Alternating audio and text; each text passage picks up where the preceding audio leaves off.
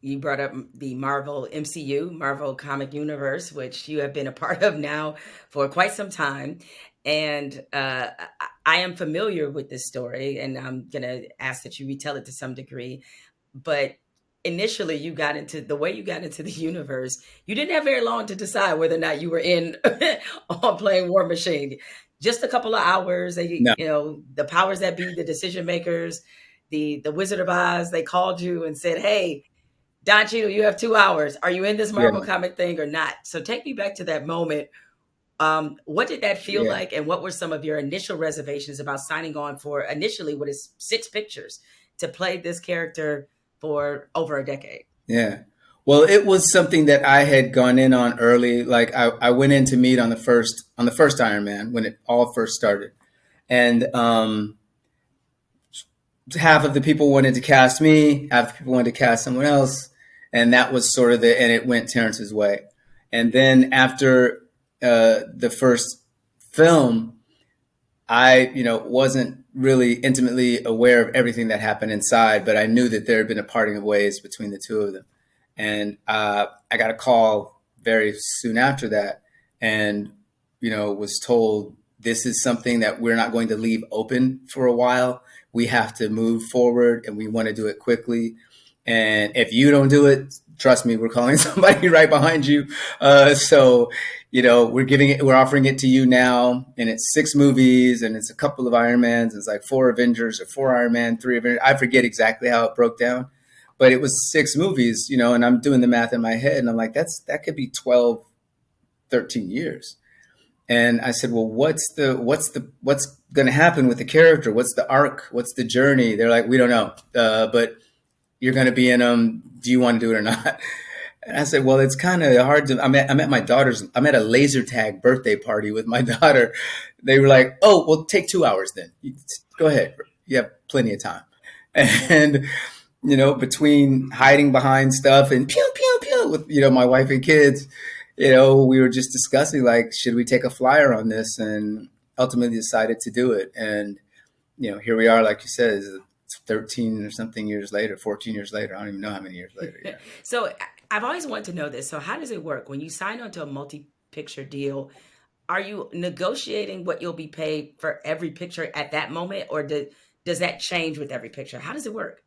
It, it Okay. changes, it's for me, because I don't know what anybody else is doing. Other people, and I ain't in the Robert Downey sphere. So there are things that are happening with RDJ that aren't happening with anybody else in the NCU. But no, it's just a sort of a vague outline of a contract per everything. And there's general, it's going to increase, and there's general stuff. But then, the last Avengers comes out and breaks the world and does what it does. So, there's no way you're not returning to that again. You don't make a movie and it makes $2 billion and they go, okay, we're not doing that again. So, the MCU goes on, and my relationship in the MCU goes on, and Rhodey's journey goes on. And that's what's exciting about this latest one, Secret Invasion, because we get to see more Roady over the course of the show. And I think that's something that I've been really desirous of doing, getting more uh, intimately, familiar with who this person is and what makes him tick. And hopefully, as it goes forward, we'll just continue to peel back the layers on who he is. So, Yep. I know you and Sam go way back, but what is it like working with him? It's great. I mean, yeah, I've known Sam for a long, long time, and we've always wanted to find something to do together, and the opportunities have never come up. And I don't think I was the first. I think when they were thinking of this story arc that these characters take, that wasn't initially going to be Rhodey. And then they thought, wait a minute, this could actually be great to see these two guys, kind of go back and forth, and also to platform what happens in the next movie. So let's figure out a way to bring the Rhodey character into this. And so after a lot of discussions with the writers and the producers and Kevin, we decided that it would be it would be a good way to use Rhodey and to start to do what we're saying, start to peel back some of the layers on who he is and get to know him and get to understand what makes him tick. Because Roady is getting a feature film, correct? Or has Yep. correct? Okay. Um, Yes, correct. so I know you can't give much detail, but you mentioned the fact Or or any. any, right? Because I know how Marvel gets down and Disney get. I know how they get down. They're like Yep. Yep. basically, somebody gonna come up missing if the wrong detail gets out. I Exactly. do You see the red dots right, start to show up on exactly. you. I do understand how they do this, but I'm sure when you started this, I mean, were you hopeful or did you anticipate that eventually this would lead to you in your own standalone project for this character? I mean, hopeful, sure. I always felt like there was more to explore with this character and more things to weave in to the storyline. And obviously in the comic book world, these characters have huge stories. And at one point, Rhodey takes over for Iron Man in the comic books. So I think the Kevin, under his leadership, and all of the creatives under him have done a really good job at being faithful to the comics, but at the same time creating their own mythology and not really violating that, but trying to pull as much as they can from that and still be innovative and do things with the characters. So I knew that there was a lot of room to grow and a lot of ability to have Rhodey stand on his own and not be in the shadow of Tony, or not be just a player in the Avengers, but to be someone who we get to know in a deeper way. And I'm excited because for me, which is something that I dig about Secret Invasion too, it's less about the bells and whistles and green screen and tricks and stuff, and it's more about the people. And to have a cast like this with actors like this, Ben Mendelsohn, Kingsley Ben-Adir, and Emilia Clarke, and Olivia, it's just a lot of actors have come together, and there's real juicy material for us to lean into, and that's really fun. Marvel catches a lot of strays from the film industry, from Hollywood, and by that I mean people are very critical of the impact that Marvel has had on not just filmmaking but also movie going. So, what are your thoughts on some of these criticism that Marvel, that people now they only want to go see movies where you have 8, 9 superheroes, that the superhero has replaced the actor slash movie star. Add your as someone in the MCU universe, add your 2 cents to this very hot topic about Marvel's impact on filmmaking in Hollywood. Um, it's sort of, I think it's not dissimilar to how inside the business anyway, you know, there was outrage at how much actors were getting paid and how much back end, and it was just not commensurate to what was happening in the world. And that's terrible. It's like, but it came from the people who were paying the actors a lot of the times.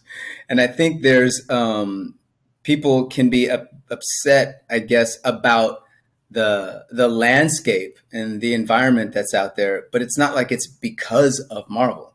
Marvel is the Marvel movies are things that are these 4 quadrant, international, huge blockbuster events that a lot of money is poured into, in the producing of it, in the P&A, and the marketing, all of that stuff. But if everyone stayed away in droves, that'd be the end of it. You know what I mean? So there is a supply and demand uh, component to this that I think supersedes all of that, and why people are trying to copy the model. I personally lament the fact that studios, until the streamers came along, um, were disinterested in doing smaller movies, things, $50 million, $30 million, $25 million, because I did a lot of those films, and that's some of my favorite stuff, my favorite work. Everybody's there for the love of the game. People aren't getting paid a ton of money, but everyone really believes in the project, and that's why they're there. And sometimes you're like, stiff me on the front end and let me participate in the film and the back end. And if it makes money, I'll make money with it. And if it doesn't, it doesn't. But I'm here for that run. I think some of that may start to come back as there's been a backlash to the streamer situation a little bit. But to blame Marvel because a bunch of people want to watch Marvel movies is kind of crazy to me. I just wish that the studios would figure the economics out so that it wasn't just about, you know, a bottom line and stockholders, and people trying to preserve their jobs, but that they really went back to a time when, look, I came out of the '70s movies and that genre of filmmaking, and even in the '80s when the mini majors were still around, Fox Searchlights. Not that they're gone, but that there was a real focus on smaller films, and it wasn't just, you didn't just, if you didn't catch it in the festival, it was gone. They would actually put it in the theater, and you could have an opportunity to see some of these movies. So I hope there will be a resurgence of that, because I miss it too. I don't want to just go see a Marvel movie in the theater. I want to see smaller movies. I want to see movies with filmmakers that are really interesting and innovative, and I miss that time too. The only thing I blame Marvel for is that y'all have unfortunately convinced people, or all filmmakers, it seems like everything don't need to be 3 hours, y'all. Like, it doesn't really, the movie times, dog, like, it's killing me, right? Listen, Me too. it's killing me. Like, listen, I love John Wick. It has been an incredible franchise. And me and my husband just watched the fourth installment.